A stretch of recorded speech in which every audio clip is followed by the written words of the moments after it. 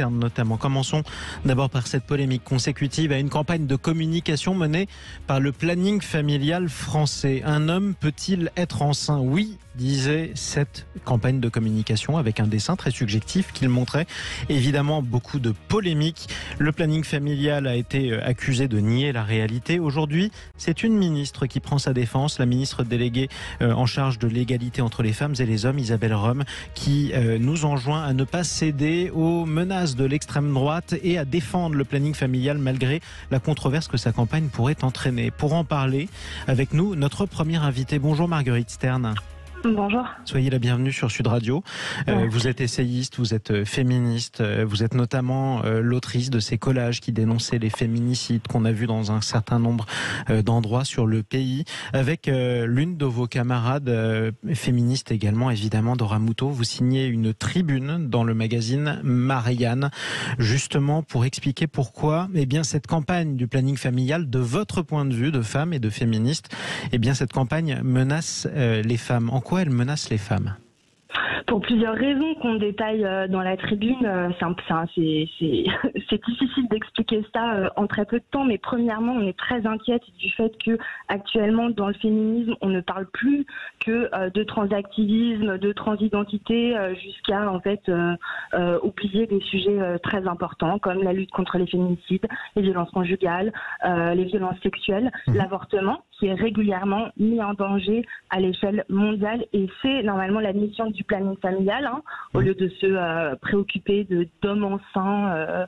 On aimerait bien que le planning familial se concentre sur sa mission première, celle pour laquelle il est financé. Donc ça déjà c'est la première raison. Et puis surtout on a peur que le planning familial se transforme en ce qu'on appelle en officine transactiviste, c'est-à-dire que on a des sources qui ne sont pas suffisamment fiables pour que je puisse les citer, mais on a eu le vent du fait que le planning familial serait en train de recruter des psychiatres pour faire effectuer des transitions de genre. Or, on sait que les traitements hormonaux, que les opérations chirurgicales qui vont avec ça peuvent entraîner des effets indésirables graves, extrêmement graves pour la santé. Et ça pose un problème de santé publique.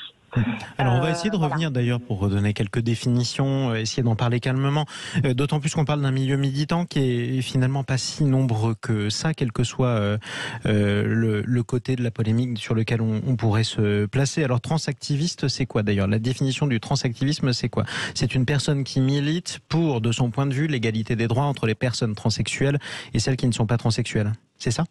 Moi, je définirais plutôt ça comme... je fais vraiment la différence entre les personnes trans que je respecte, qui sont discriminées, qui subissent des oppressions réelles, qui existent, et je suis évidemment pour qu'on se batte contre ces oppressions. Donc les personnes trans, dont certaines souffrent de dysphorie de genre, qui est un trouble psychiatrique, on doit les aider, on doit les accompagner, on ne doit pas les laisser sur le côté, et les transactivistes. Pour moi, le transactivisme, c'est un mouvement politique qui essaye d'ériger en une croyance. Voilà, une croyance selon laquelle le sexe serait un spectre. Les femmes ont des pénis. Des choses comme ça qui on ne naît pas homme ou femme, on l'est. Oui. Tout simplement. Ça ne peut pas être biologique.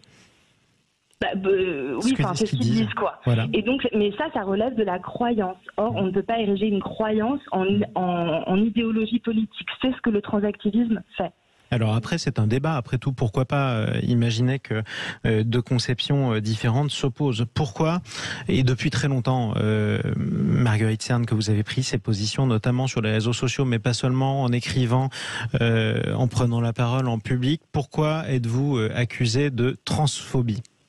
Oui, moi je suis pour le débat. Pourquoi est-ce que je suis accusée? Parce que ce que je viens de vous dire là, par exemple, les militants transactivistes trouveraient ça hyper transphobe. Aujourd'hui, dire que les femmes sont des femelles, c'est transphobe. Et c'est d'ailleurs pour ça qu'avec Dora Muto, on lance un mouvement qui s'appelle Femélistes. Je viens de mettre en ligne le site internet. Quand vous m'avez appelé, j'étais en train de rédiger le premier tweet. Donc voilà. Et donc on lance aussi une pétition au nom de Femélistes pour interpeller désormais la première ministre Elisabeth Borne au sujet donc, de cette polémique là autour du planning familial, mais qui en réalité, en fait, ça fait longtemps que le planning familial diffuse ce genre d'idéologie. On peut lire sur leur lexique trans, par exemple, que voilà, tout un tas de trucs. Enfin bon, bref. Donc ça fait longtemps que le planning familial est engagé dans ce genre de délire. Donc pour contrer le transactivisme qui s'infiltre dans des institutions importantes comme celle du planning familial, on lance ce mouvement féministe. On appelle les gens à nous soutenir en diffusant aussi maintenant cette pétition. Il y a eu la tribune hier, elle a été très largement relayée. Donc voilà, maintenant signer la pétition pour faire entendre notre voix. On veut que ce soit débattu en Conseil des ministres, on veut que ce soit débattu à l'Assemblée nationale. On estime que quelque chose de grave, voilà, qui doit être débattu.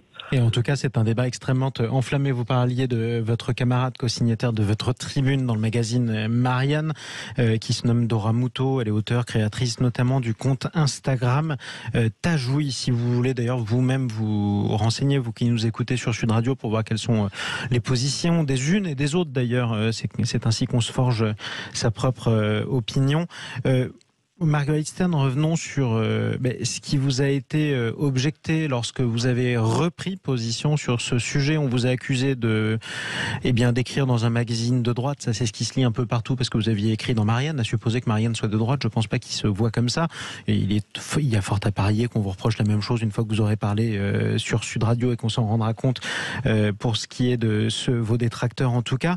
Comment expliquer qu'on politise à ce point-là ce débat et que dès qu'on prend position, dès que vous prenez position, on vous accuse d'être tout simplement proche de l'extrême droite?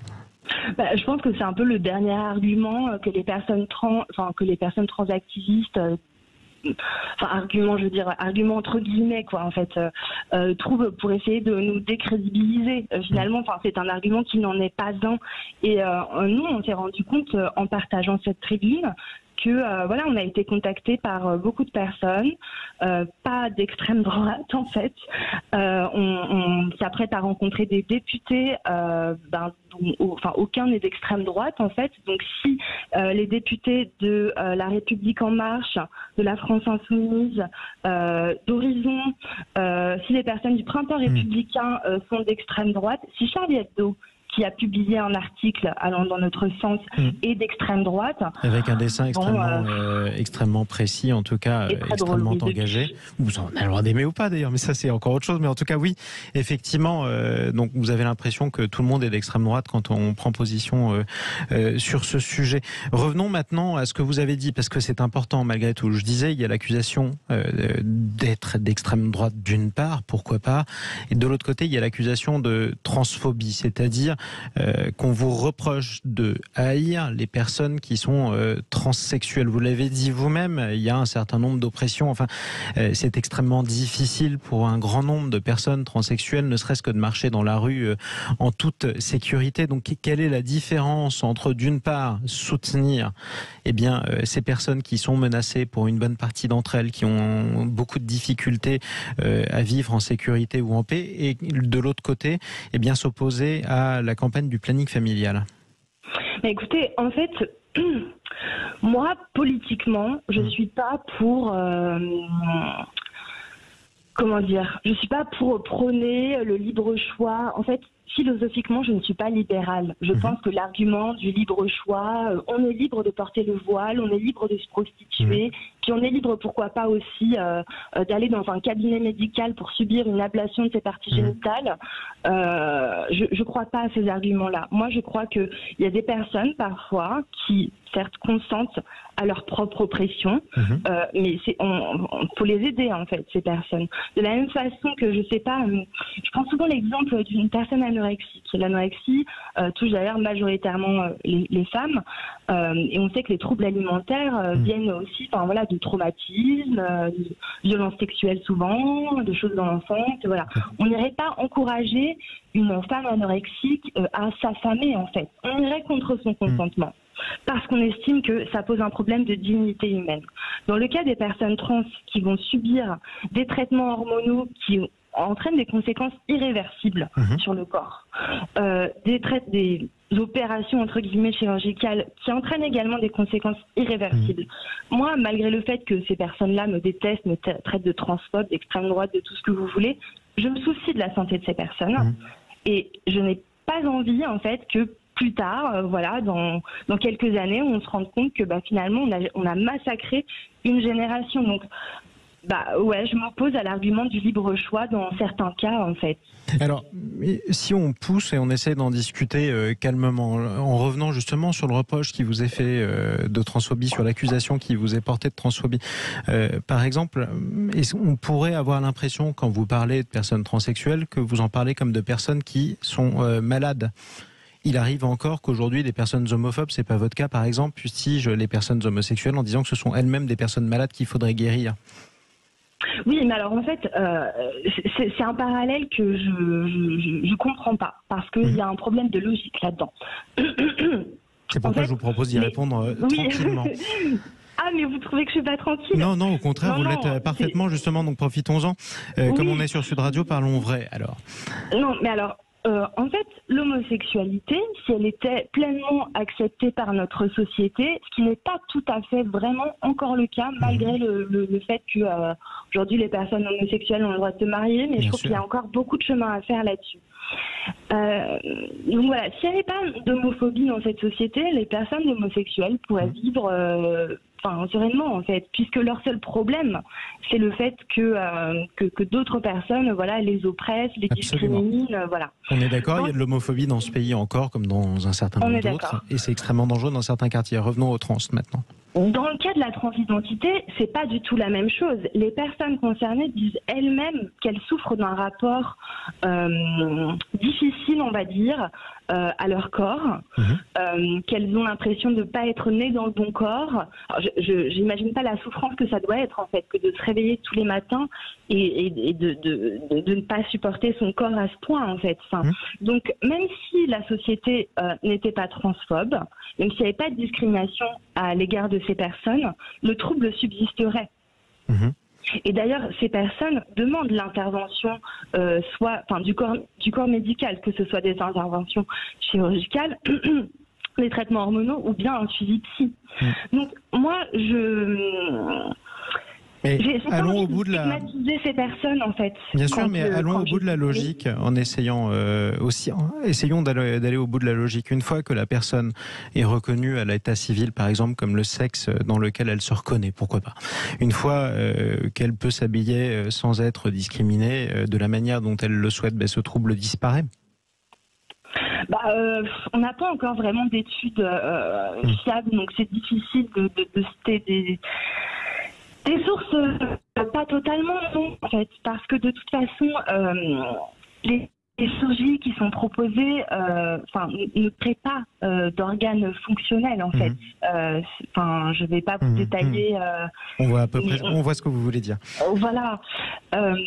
Donc finalement, un trouble subsiste quand même. Et moi, je suis pour que si après des entretiens prolongés avec des psychiatres déterminent le fait que oui, c'est nécessaire pour telle ou telle personne de transitionner, mais qu'elle le fasse, parce que voilà, j'estime qu'il y a quand même certaines personnes pour qui c'est une question de vie ou de mort, qui réellement se sentent pas bien dans tel ou tel genre, et qu'elles le fassent.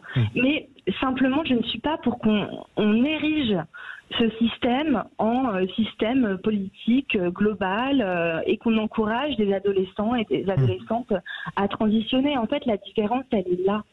Mais en tout cas, vous aurez eu tout le temps justement et toute la possibilité de le dire sur Sud Radio. Merci beaucoup Marguerite Stern. Merci à vous d'être intervenue sur Sud Radio. Je rappelle, vous êtes essayiste féministe, l'autrice de ces collages féminicides qu'on a un certain nombre à avoir vu d'ailleurs dans l'espace public en France. Pour ceux qui voudraient aller plus loin, ils peuvent aussi se procurer le magazine Marianne dans lequel vous co-signez une tribune justement en vous adressant à la Première ministre Elisabeth Borne en compagnie de votre camarade Dora Moutot, qui est autrice et créatrice de ce compte Instagram Tajoui. Merci à vous d'avoir pris la parole sur Sud Radio. Merci et allez signer notre pétition féministe. Eh bien écoutez, en tout cas, le message est passé.